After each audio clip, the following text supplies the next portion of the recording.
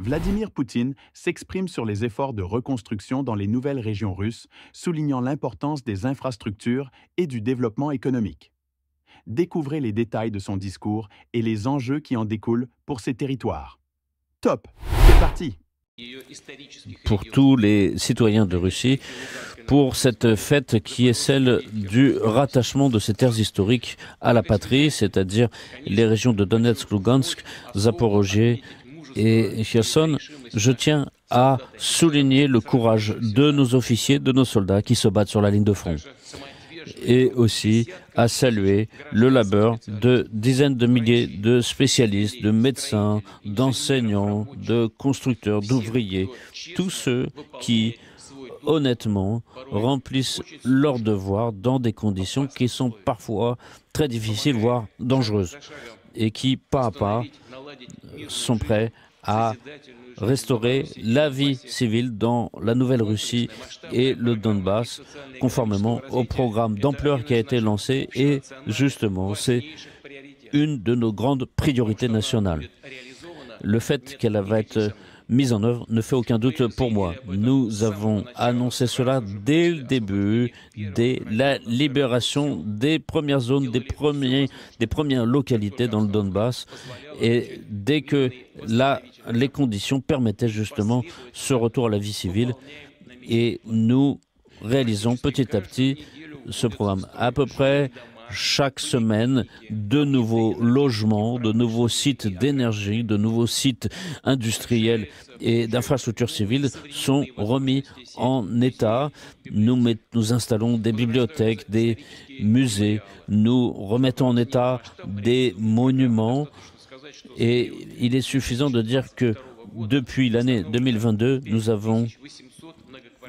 avons restauré 5800 immeubles, des centaines de kilomètres de routes, et dans le domaine de l'enseignement, nous avons reconstruit environ 1500 établissements scolaires entre rénovation et construction de nouvelles écoles, écoles maternelles et établissements d'enseignement complémentaires, 24 universités, donc 346 établissements ouverts cette année.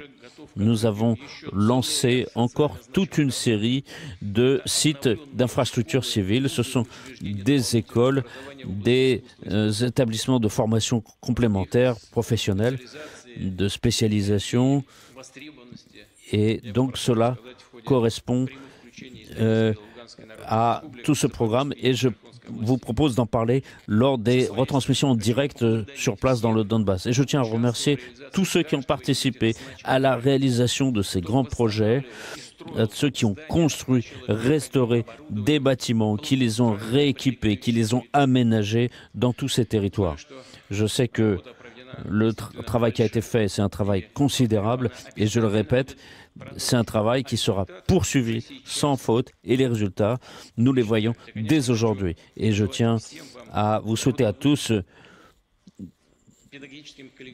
des succès, à vous, le personnel enseignant. Le travail que vous faites, c'est un travail qui est nécessaire, surtout aujourd'hui quand le domaine social dépend de ce domaine social dépend tant de choses, l'efficacité, la prospérité et simplement la vie dans cet espace, dans le Donbass, dans la Nouvelle-Russie, en matière culturelle, en matière d'enseignement, en matière de santé.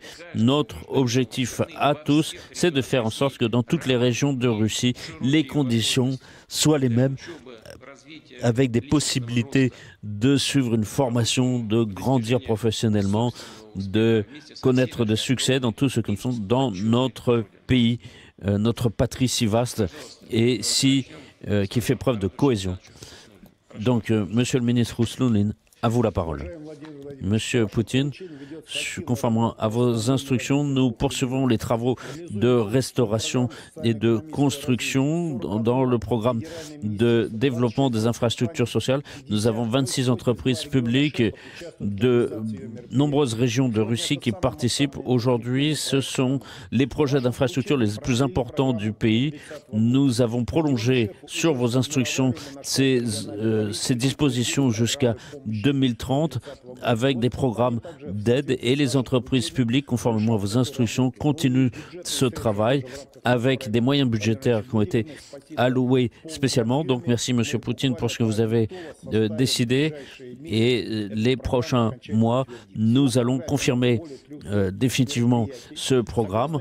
Conformément aux informations, à l'horizon 2030, nous devrions atteindre le niveau moyen au niveau national avec des dizaines de milliers de sites remis en état et nous avons déjà, depuis 2022, lancé une grande partie de ces programmes.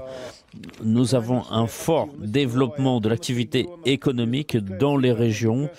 L'activité de ces régions a été vraiment lancée et les rentrées fiscales cette année ont été multipliées par 2,5 et nous arrivons au fait que 50% des moyens, c'est de l'argent qui va dans et qui permet d'augmenter les attributions budgétaires pour favoriser le développement. Ce sont des tendances tout à fait positives. Nous travaillons avec nos collègues pour que ce travail soit renforcé. Nous augmentons le nombre de zones de développement particulières. Nous en avons avec un volume d'investissement supérieur à 8 milliards et cette année, nous avons 134 entreprises pour un volume d'investissement de 62 milliards de roubles dans les nouvelles régions. On voit le secteur financier se développer. Nous voyons 500 établissements bancaires ouverts et cela concerne 5 millions de comptes bancaires ouverts avec l'attribution de cartes de paiement et donc c'est un travail qui se poursuit. Nous travaillons aussi en matière d'agriculture avec un programme de subvention et le 22, nous avons des régions qui ont réalisé 12 millions de projets agricoles et la surface totale de terre arable dépasse 3 millions de kilomètres carrés. Et nous avons ici différents types de production qui se font. Nous continuons à soutenir les entreprises industrielles.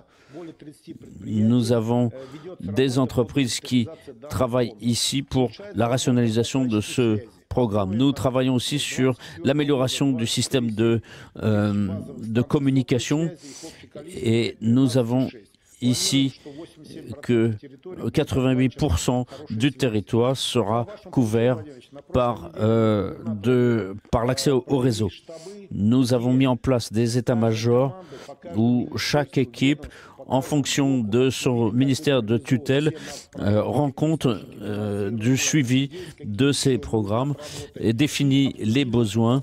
Et nous avons parlé aussi des projets nationaux sur l'ensemble des activités. Ça concerne les conditions de logement, le transport, les infrastructures civiles. Nous avons sélectionné les points d'appui au niveau local en identifiant les points de croissance que nous pouvons avoir selon les différentes activités. Nous travaillons sur les questions de remise en état des logements et on peut noter que 28 autorisations de permis de construire ont été accordées pour différentes structures et ici nous avons travaillé aussi avec différentes structures. Nous allons continuer plus de 3 millions de logements. Cela nous permet de continuer cette activité d'enseignant BTP et nous avons déjà 300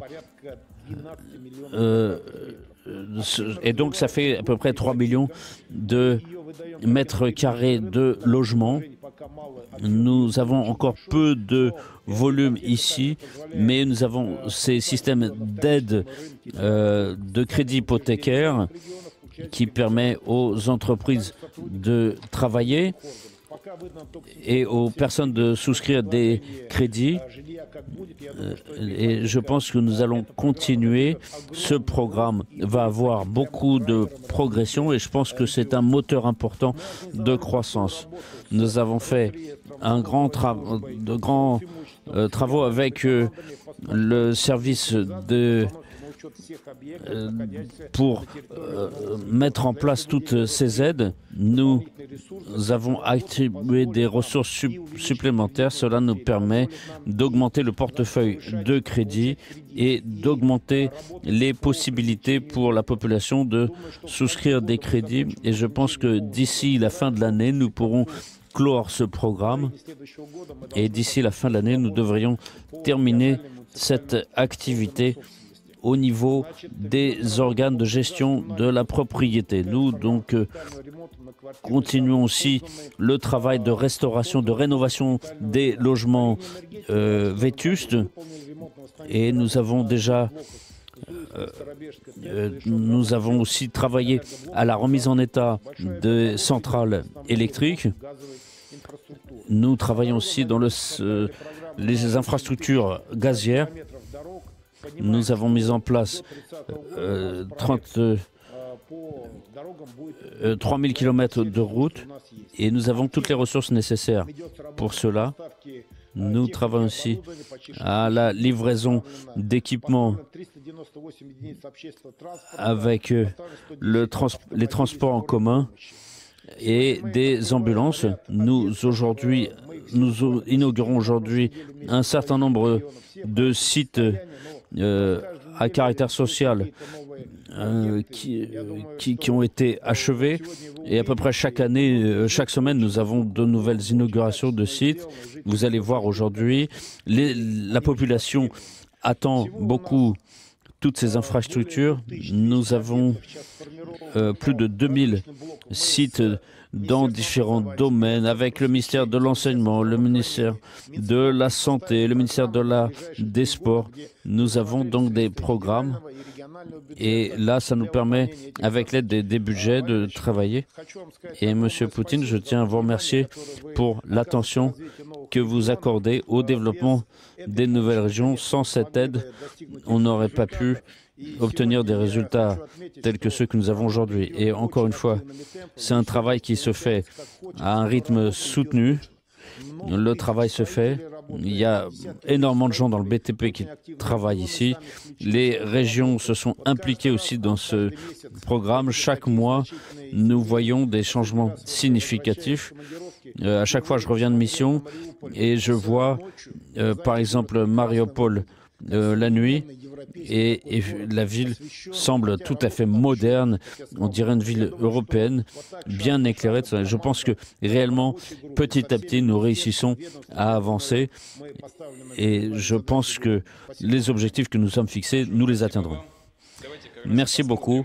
Nous allons justement regarder en direct une école d'art à Mariupol.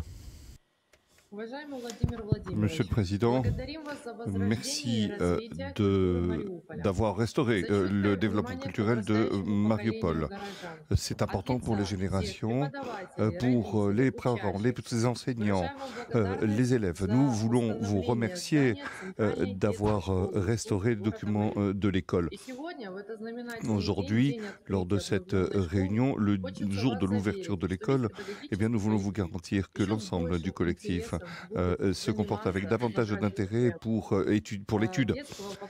La génération des enfants, des musiciens et autres, les documentalistes, etc. Et bien sûr, les chorégraphes. Nous voulons vous remercier. Merci. Anna Vladimirovna, je crois comprendre que vous citez l'ensemble des domaines. la musique, la géographie, ou l'historiographie, oui, les musiciens. Cette année, nous avons aussi ouvert une division de théâtre. Je vois autour de vous ceux qui étudient dans cette école. On peut ainsi apprécier les conditions dans lesquelles ils vont pouvoir étudier. Aline, vas-y. L'interprète excuse, le son est extrêmement mauvais.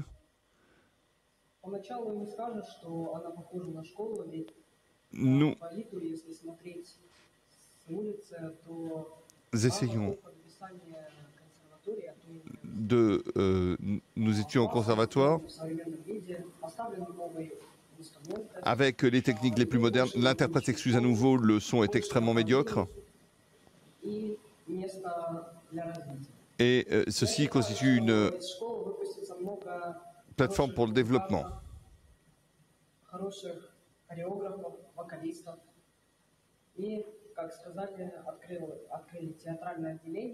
Comme cela a été dit, une division pour le théâtre a été ouverte.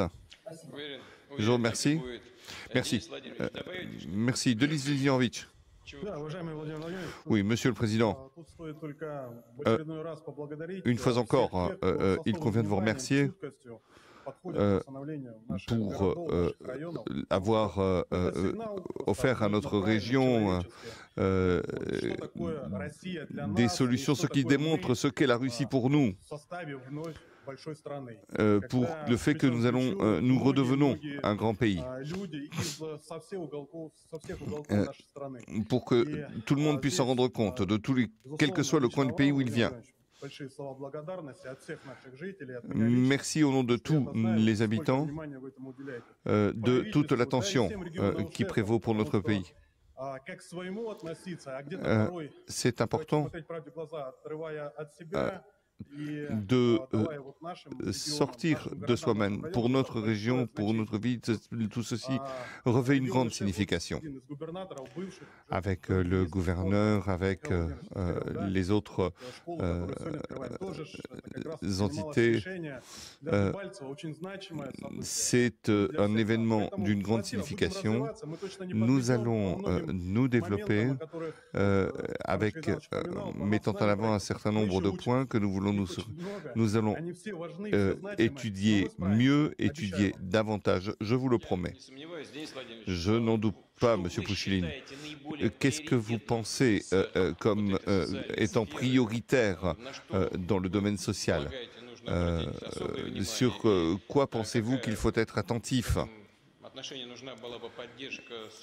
S'agissant du soutien des centres fédéraux, quelles sont les structures concrètes qu'il faut renouveler ou qu'il faut remettre en état? Monsieur le Président, nous établissons les priorités conjointement. Nous voyons aujourd'hui se faire jour des demandes. Ce sont des demandes. Nous ne forçons personne. Nous réagissons par rapport aux demandes.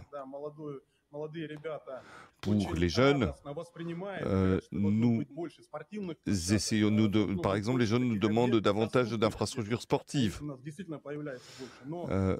Il y en a plus, mais les demandes ne sont pas au jour d'aujourd'hui encore satisfaites. Pour le sport, c'est quelque chose de très important. Très bien, j'ai très bien compris. Merci beaucoup. Le ministre nous entend, et il est en lien et il travaillera sur ces questions.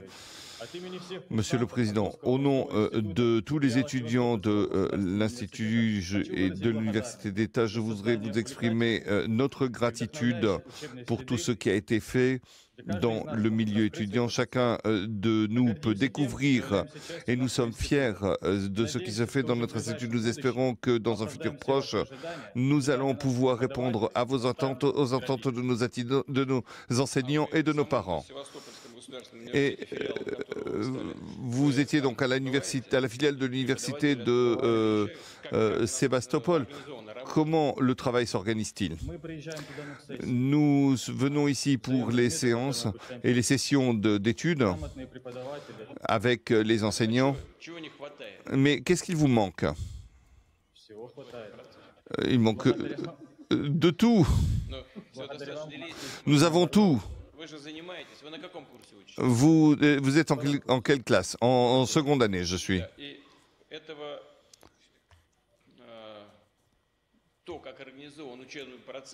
Mais ce processus tel qu'il se fait aujourd'hui, vous convient-il? Oui, nous voulons impliquer les enseignants et tout le monde dans ce processus, n'est-ce pas? Je dirais que le processus d'études se déroule parfaitement. Qu'est-ce que vous voulez devenir après vos études? J'espère que je serai capitaine de marine. Eh bien, je vous souhaite plein succès, dit le président. Passons maintenant à la République populaire de Lugansk. Bonjour, Monsieur le Président. Permettez-moi tout d'abord de vous féliciter, de vous souhaiter tous nos vœux, ainsi qu'à l'ensemble du peuple de la Russie. Bonne fête du rattachement. Tous nos efforts sont faits. Je suis certain que cette fête sera un signe important de succès pour l'ensemble, non seulement de notre région, mais de notre pays. Une énorme gratitude pour toutes les décisions que vous avez prises il y a 2 ans. Cela a réalisé nos rêves de devenir partie à la Fédération de Russie. C'est important pour notre parti. Je voudrais féliciter notre peuple et souhaiter à tous unité et patience pour la victoire historique qui se fera jour. Grâce à l'aide aux régions et l'aide des régions, nous avons mis en place une restauration des infrastructures et de l'économie de notre République. Parallèlement, nous accordons une priorité à la jeunesse. La jeunesse doit être éduquée et recevoir l'enseignement patriotique nécessaire parce que c'est ce dont a besoin notre patrie à n'importe quel moment. C'est très important pour l'étude et pour l'éducation. C'est pourquoi aujourd'hui, nous voulons ouvrir 4 nouvelles sections sur le territoire de notre République. Il y a l'école numéro 1, école enfantine et école de sport.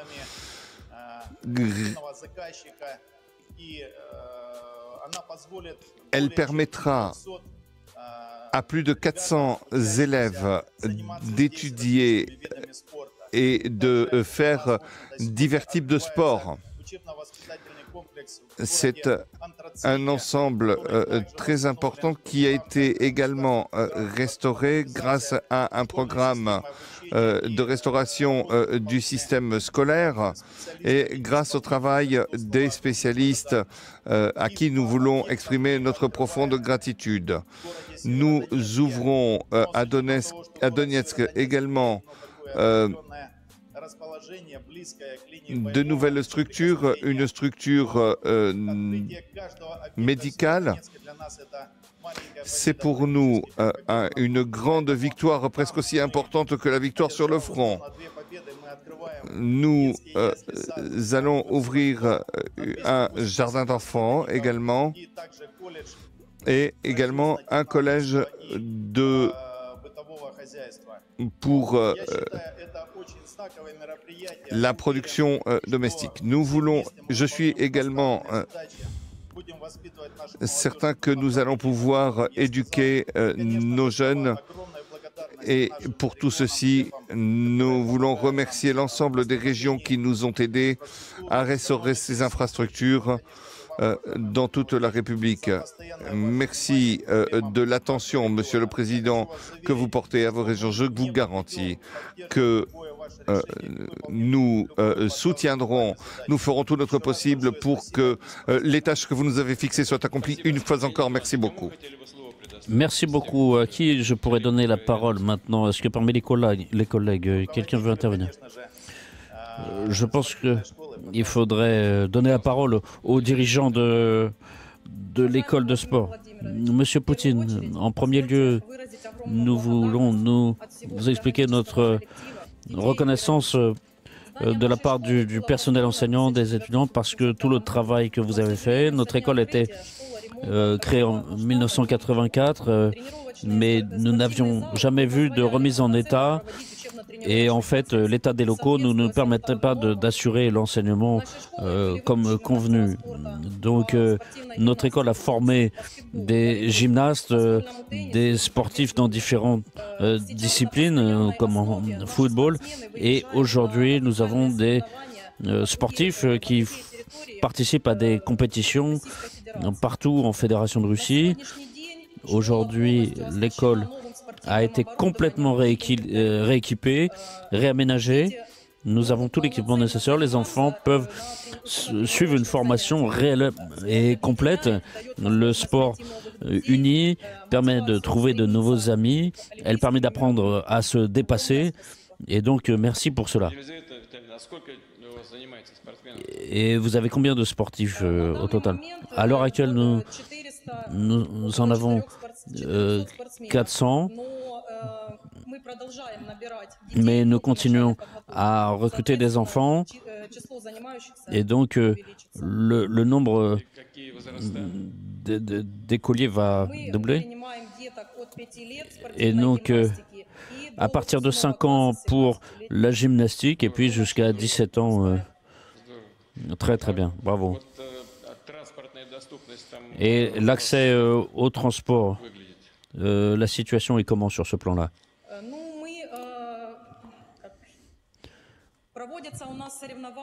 Donc nous avons des compétitions qui se font généralement dans la ville de Lugansk. Donc à ce moment-là, nous avons des autobus qui sont commandés, donc ils sont emmenés et ensuite on les ramène. Mais sur la base de notre école, nous pourrons être les premiers dans la République de Lugansk dans certaines disciplines, comme par exemple le ping-pong. Monsieur Pastichnik, c'est important que les enfants aient un transport approprié ici. Il faut améliorer la question des infrastructures. Oui, Monsieur Poutine, mais Madame la directrice est un peu perturbée. Ce que je voulais dire, c'est que ici, il y a des navettes qui transportent les enfants, mais on va continuer à travailler là-dessus pour qu'il y ait des... pour que ce que vous dites ce soit assuré, c'est-à-dire que les enfants puissent se déplacer sans difficulté et surtout le soir qu'ils puissent avoir des moyens de se déplacer normaux. Et donc, je voudrais être en ligne avec l'école professionnelle du BTP. Oui, Monsieur le Président, une de nos prérogatives ici, c'est de former des jeunes dans le secteur. Et nous, habitants de la région de Lugansk, nous comprenons ça. Notre établissement, en 2022, pendant les combats, notre école a été totalement détruite. Tous les bâtiments et le foyer ont été détruits, mais après les travaux de rénovation en 2023 et 2024, là en septembre, on a pu rouvrir et les enfants sont revenus dans une école nouvelle, reconstituée, avec une formation dispensée dans tous les domaines. Et ici, donc nous avons cette formation spécialisée en BTP et nous avons 214 élèves dont 120 en première année. Donc les travaux de rénovation en fait, ça a été un travail de reconstruction totale à partir de zéro. Donc, après, on a équipé avec la ventilation et tout ça. Les enfants sont très contents. On peut dire que nous avons les enfants qui sont tout à fait contents. Il faut savoir que les combats ne sont pas très loin. Donc, les enfants sont contents de pouvoir avoir une formation normale. C'est propre dans les bâtiments. Et nous vous disons un très grand merci d'avoir, dans cette situation difficile, permis aux enfants d'avoir une formation normale, dans des conditions normales. Vous avez parlé du foyer. Le foyer fonctionne actuellement ou pas? Non, pour l'instant non. Les enfants viennent suivre des familles. Il n'y a pas de foyer. Non, les enfants ne vivent pas dans le foyer actuellement. C'est-à-dire qu'il n'est pas prêt, il n'est pas... Non, il est prêt, mais comme nous sommes trop près des combats, on n'a pas l'autorisation d'accueillir les enfants. Oui, je comprends. Mais en fait, le bâtiment du foyer existe. Oui, il existe, mais pour l'instant, on ne peut pas l'occuper. Donc j'ai encore une question. L'équipement, proprement dit, dans le lycée... oui, on a de l'équipement, notamment dans des cabinets de physique, des équipements sportifs. On a une super salle de sport. Mais là, on attend encore l'équipement de certaines salles. C'est-à-dire, pour l'enseignement, pour le processus d'enseignement, vous attendez encore de l'équipement. Oui. Donc, à part ça, vous n'avez pas de vrais problèmes d'équipement et d'aménagement.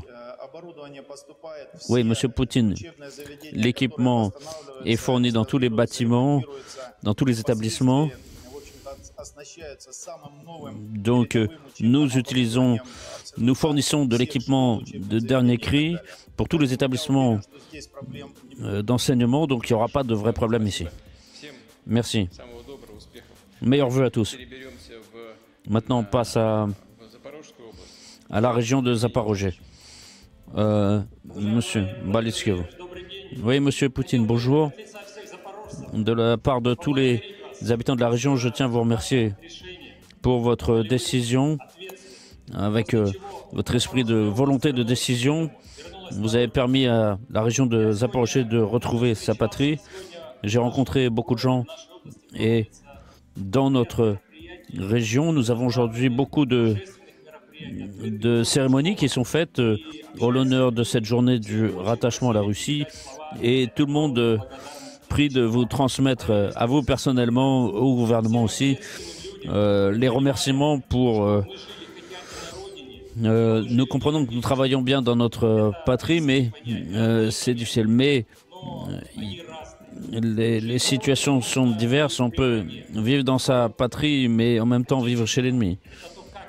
Et donc, il faut voir si on est capable de continuer la tradition de nos parents et d'assurer cette culture. Et donc, les élèves des classes supérieures vous transmettent leur reconnaissance. Vous avez fait ce pas si important pour la population de la région de Zaporozhye. Et donc aujourd'hui, nous inaugurons un nouvel établissement qui a été fait sur vos ordres, sur les ordres du gouvernement. Et le travail que nous faisons fait que les enfants comprennent ce que signifie la patrie. Ils comprennent ce à quoi nous travaillons, ce que nous développons. Et nous devons continuer pour transmettre à notre terre tous les principes qui ont fait notre force. Et Monsieur Poutine, si vous êtes d'accord, je voudrais donner la parole au directeur d'une école. Oui, attendez.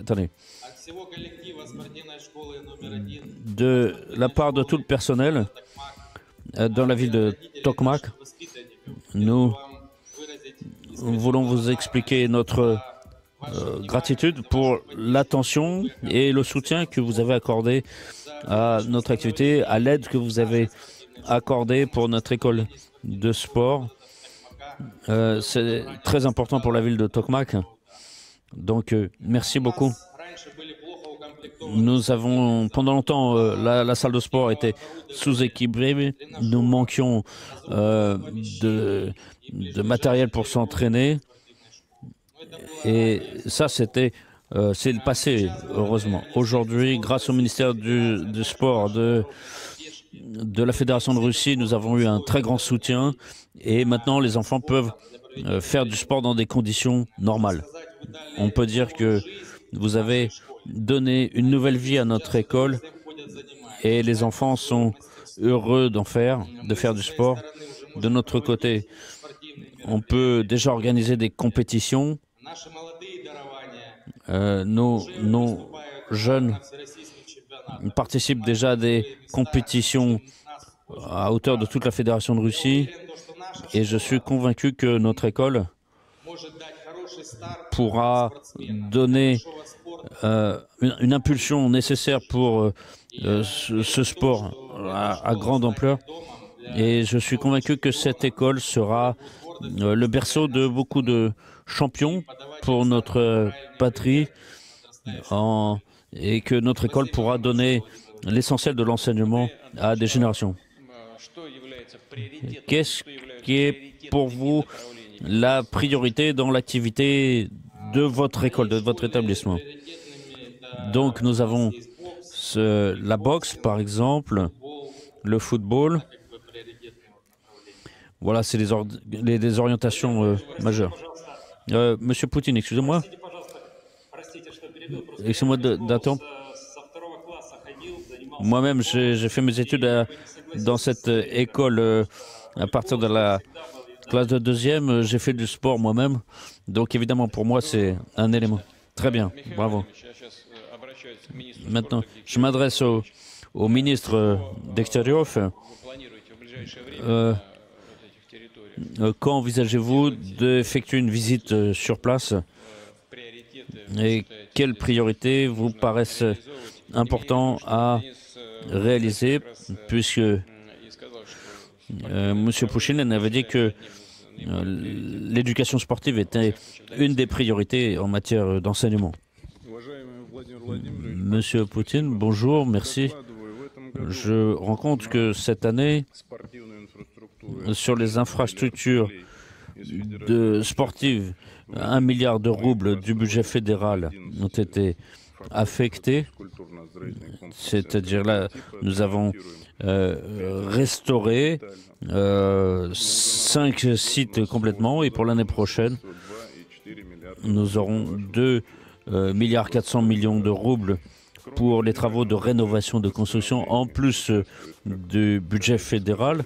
Et comme les collègues, nous avons l'implication de régions marraines qui ont déjà des sites sportifs et qui donnent des aides pour l'école de Tokmak. Nous avons différentes régions de Russie qui aident. Et puis la troisième source, c'est votre fonds, le fonds présidentiel d'aide aux projets sportifs et culturels. Et donc, il y a eu des aides qui ont été fournies cette année. Nous avons pu remettre en état 11 établissements et 16 complexes sportifs hors budget. Nous avons aussi, par notre fonds, nous avons donc restauré 11 sites sportifs dans les 4 nouvelles régions, qui sont les régions historiques de Russie. Et nous continuons à travailler dans cette voie. Et donc, M. Poutine, de tout le monde, nous recevons des gens de partout et nous avons ce soutien général. Et évidemment, le sport pour les jeunes et les adolescents, c'est très important. On a parlé de cela déjà. On va continuer à travailler. Il y a aujourd'hui l'orientation majeure, c'est principalement cela. Et donc, dans les régions de Donetsk, Lugansk, Zaporogie et Kherson, nous continuons à travailler. Nous invitons les sportifs à participer aux compétitions partout dans la Fédération de Russie. Fin du rapport. Monsieur Poutine, merci pour votre soutien à la cause du sport. Oui, nous venons de parler, d'être en contact avec l'école centrale de formation artistique de Mariupol. Madame, à vous, quelles sont les orientations majeures ici? Oui, Monsieur Poutine, pour nous, ce qui est important, c'est d'équiper les écoles d'art, travailler avec les jeunes, obtenir des instruments de musique. Et 114 écoles ont reçu ici des équipements. Nous allons continuer ce travail et nous avons 14 institutions d'enseignement qui ont fourni des instruments de musique en République de Donetsk, en République de Lugansk et dans les régions de Zaporogie. On a commencé à Kherson aussi. Et il me semble important aussi de rappeler, dans le cadre de la mise en œuvre de ce projet national culturel, de citer encore d'autres infrastructures importantes pour les jeunes, pour toutes les générations. C'est les bibliothèques municipales. 24 d'entre elles ont déjà été rééquilibrées et 400 000 ouvrages mis à disposition et qui ont été numérisés. Nous modernisons ces bibliothèques. Nous avions parlé de la nécessité, si on parle des enfants, de proposer des cinémas. Nous avions commencé par ça, donc établir des salles de projection dans les régions. Et il y aura 65 salles de cinéma qui vont être mises en place pour que les enfants puissent voir les grands films classiques et avec les habitants. Et il y a aussi les musées. Nous avons 77 musées. Nous assurons que dans chacun de ces musées, il y ait des salles et des activités pour les enfants. Et nous allons achever ce programme à la fin de cette année. Et nous avons aussi des autoclubs itinérants qui permettent aux petits groupes culturels de recevoir des jeunes et de se développer. Nous avons 60 autoclubs, c'est-à-dire des maisons de la culture ambulantes et qui permettent aussi aux jeunes de découvrir les technologies anciennes et rencontrer les générations plus anciennes. Très bien, merci beaucoup. Je vous remercie d'avoir mentionné Kherson. Eh bien, c'est là où nous allons aller maintenant. Bonjour, Monsieur le Président. Je m'associe à tout ce qu'ont dit mes collègues s'agissant de l'ensemble des manifestations culturelles. Et nous voyons que les gens dans notre espace multinational se réjouissent de ce qui se passe. Grâce aux décisions qui ont été prises s'agissant de la libération de notre territoire, les personnes sont convaincues que, bien sûr, ils sont beaucoup plus heureux que ce qui se passe par rapport à ce qui se passait sous le régime de Kiev. Aujourd'hui, tout est différent. Les gens sont beaucoup plus libres, se développent des entreprises, se développent la santé, les structures culturelles. Nous travaillons au développement de la puissance de notre patrie, la patrie que nous aimons, et nous sommes de plus en plus attentifs au développement pacifique et civil. Nous avons restauré un certain nombre de structures universitaires, monuments. Nous accueillons 661 étudiants aujourd'hui.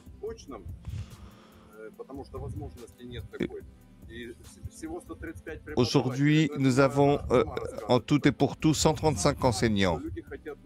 Mais le fait est que les gens veulent étudier. Et récemment, nous nous sommes assurés que les professions de sport soient représentées au sein des infrastructures. Il nous manque des spécialistes, il nous manque des constructeurs, mais il y a un manque de technologie de mécanisation. Et je m'associe à ce qui a été dit par mon collègue. Pour ce qui est du sport, le sport est quelque chose de très important pour notre jeunesse. C'est tout ce dont nous avons besoin aujourd'hui. Il a parlé de volleyball et de football. Nous en avons besoin. Et je demanderai aujourd'hui que notre équipe ne peut pas rendre part aujourd'hui au championnat de football. Bien sûr, il y a des règles, mais s'il était possible d'être attentif à cette question de manière à ce que nos footballeurs puissent prendre part aux compétitions. C'est pourquoi, merci encore beaucoup. Nous pouvons qu'être réjouis et malgré les tensions encore représentes, vu la situation, les gens reviennent et c'est quelque chose de très positif. C'est important, nous voyons que les enfants reviennent étudier dans les écoles. On a ouvert une école et aujourd'hui, nous manquons d'écoles. Donc, nous devons créer des conditions pour que les enseignants viennent enseigner ici, sur notre territoire.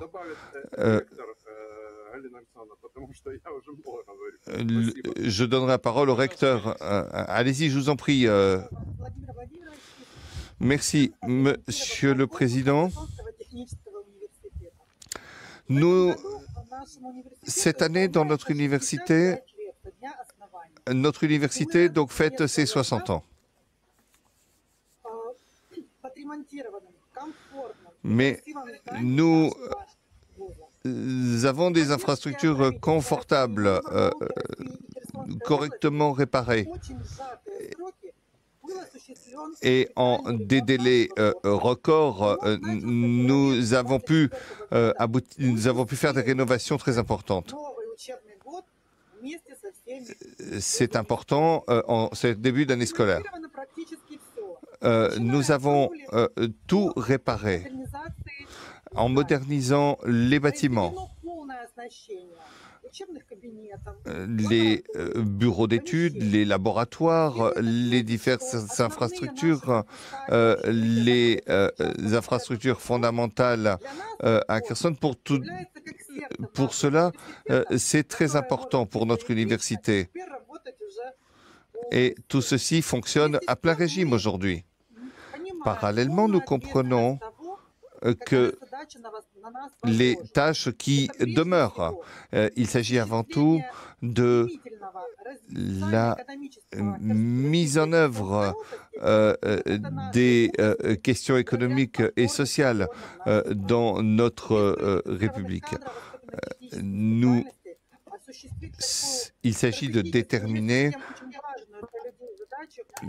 les questions les plus difficiles maintenant. Cela dit, avec le soutien du ministère de l'enseignement de la Fédération de Russie, nous avons mis en place un programme de développement ultérieur pour les enseignements de base, les matières de base dans l'université et pour le retour aux études. Nous pensons que notre université se prépare à un avenir lumineux. Nous nous inclinons, Monsieur le Président, en faveur de l'ensemble des équipes, des étudiants, des anciens combattants qui ont beaucoup travaillé. Nous sommes certains que cette université technique est promise à un avenir absolument lumineux. Merci beaucoup. Merci. Je pense que les choses vont se dérouler, je suis certain. Je vous félicite. Des possibilités que vous avez offertes, elles sont nombreuses. Dans le cadre du processus d'études, une fois encore, je voudrais dire que j'espère que le développement sera au rendez-vous. Valérie Nikolaevitch, je vous en prie. Monsieur le Président et chers collègues, bonjour. Tout d'abord, je veux vous remercier de la possibilité qui m'est donnée de m'exprimer. Nous avons bien sûr la question des questions scientifiques. Nous travaillons avec les constructeurs. Tout d'abord, il s'agit de donner la possibilité d'avoir un enseignement supérieur de qualité. C'est important et nous offrons la quantité nécessaire d'équipements pour que cela soit possible et pour que les choses se développent. Tout d'abord, chaque année, nous renouvelons l'ensemble des éléments techniques. Le 1er septembre, en République de Donetsk, nous avons ouvert 2 universités, donc l'université Kourimji de Mariupol et une deuxième université, et l'université de Mariupol, grâce à votre décision, Monsieur le Président, a tenu la semaine dernière un forum international important sur l'histoire notamment de la Nouvelle-Russie et il s'agissait d'organiser un événement extrêmement important avec des bases techniques très importantes. Ensuite, merci à l'ensemble des constructeurs et de l'entreprise publique qui a travaillé dans ce domaine. Eh bien, grâce à eux, nous avons pu rouvrir, grâce également au financement, nous avons reçu nous avons pu rouvrir une section d'enseignement supérieur grâce à un financement qui va durer 3 ans. L'équipement, comme cela a déjà été dit par mes collègues, ce n'est pas simplement les murs et les façades ou le toit, mais c'est l'équipement intérieur. Grâce à votre soutien, l'année dernière, nous avons ouvert 43 laboratoires avec l'ensemble des événements, des disciplines mathématiques ou formation des pédagogues. Aujourd'hui, nous avons 32 laboratoires supplémentaires et aujourd'hui, ce que je voudrais dire, c'est que l'année dernière, nous avons ouvert également un centre de mathématiques pour l'enseignement des mathématiques aux enfants. L'orientation professionnelle, nous avons pris ces décisions dans le cadre du développement des nouveaux sujets de la Fédération. Nous travaillons avec nos collègues, nous avons organisé à Rostov-sur-le-Don un événement avec également donc du travail. L'année dernière, nous avons acheté des nouveaux autobus pour que les étudiants puissent se déplacer plus facilement. En conclusion,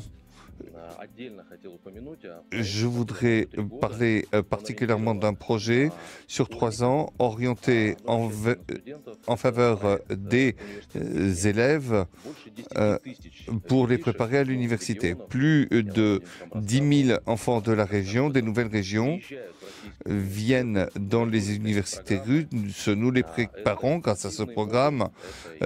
Il y a des modules culturels, sportifs, d'orientation professionnelle et bien sûr de travail au sein des universités. Nous poursuivons ce travail et nous ne nous arrêterons pas. Je vous remercie. Mes chers amis, qu'est-ce que je voulais dire en conclusion? Eh bien, que cela se comprend, tout ne se fait pas en un jour, mais la tâche principale demeure la création de bonnes conditions de développement de ces territoires pour garantir la sécurité des personnes. C'est la priorité numéro 1. Mais nous allons ensuite s'occuper des questions sociales et économiques.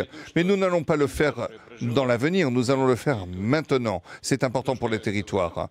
Les territoires en ont besoin. Ce n'est pas après, mais maintenant. C'est pourquoi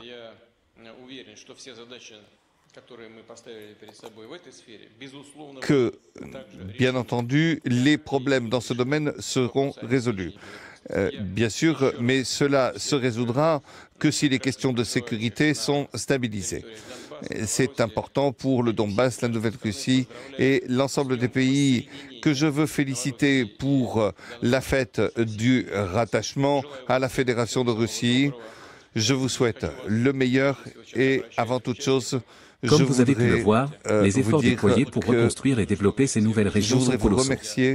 L'amélioration des infrastructures, l'accès à l'éducation et la croissance économique sont des priorités dans ces territoires. Mais qu'en pensez-vous? Félicitations. Pensez-vous que ces projets permettront réellement de stabiliser la région à long terme? Et selon vous, quelles devraient être les prochaines étapes pour garantir le bien-être des populations sur place? Nous aimerions connaître votre avis sur ces questions cruciales. Partagez vos réflexions dans les commentaires, et dites-nous ce que vous pensez de l'implication de la Russie dans ces régions.